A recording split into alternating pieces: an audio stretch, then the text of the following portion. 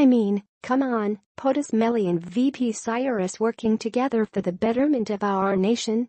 Olivia embracing her new position as Chief of Staff in B613 Command. Quinn juggling impending motherhood while running Olivia Pope Quinn Perkins and Associates.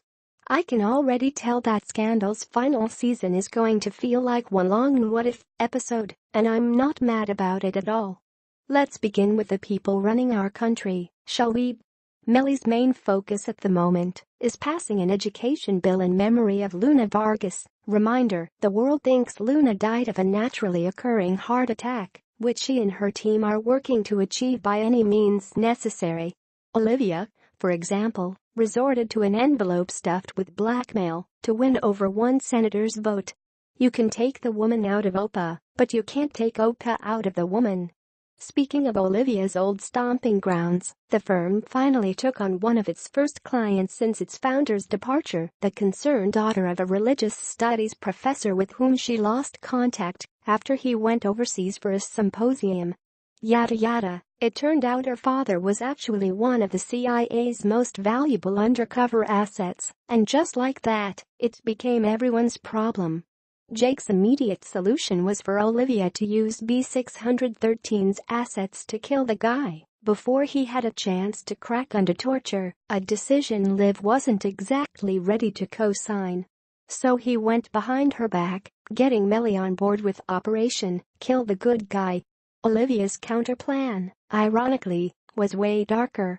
With Huck's finger on the trigger, Liv threatened to kill the ambassador's son if he didn't return the operative to the United States. And then there was Cyrus, who spent the first hour of Scandal's 7th season doing exactly what he's been doing for the past 6 years, lusting for power. But no one was more surprised than me when he ultimately rebuffed a lucrative offer that would have essentially paved the way for a Bean presidency.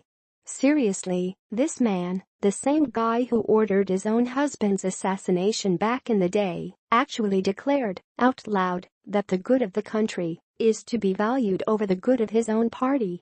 And I was even more surprised to discover that the senator's whole offer had been set up by Olivia. But all was not well that ended well. Melly didn't appreciate that Olivia's freelance move interfered with her and Jake's plan, leading to a brief shouting match between them. And you know things are about to get real when Melly's voice drops to its lowest octave. That's when Olivia pulled the most Olivia move in the history of Olivia moves, reciting 3 rules about herself that Melly needs to follow. 1. You do not ignore me, because, 2. I am right. Always. It's frustrating, get used to it. 3. Insert, arguably, the longest speech Scandal has ever served up, this time about how Liv and Melly need to stick together as women here. Assorted thoughts. During Olivia and Rowan's dinner scene, I had but one thought in my head. How has this guy not been murdered yet? Well, that and Rowan could use a crash course in casual father-daughter conversation. There is a reckoning coming for you. You think you have all the power, but the lights are going out. You cannot have it all.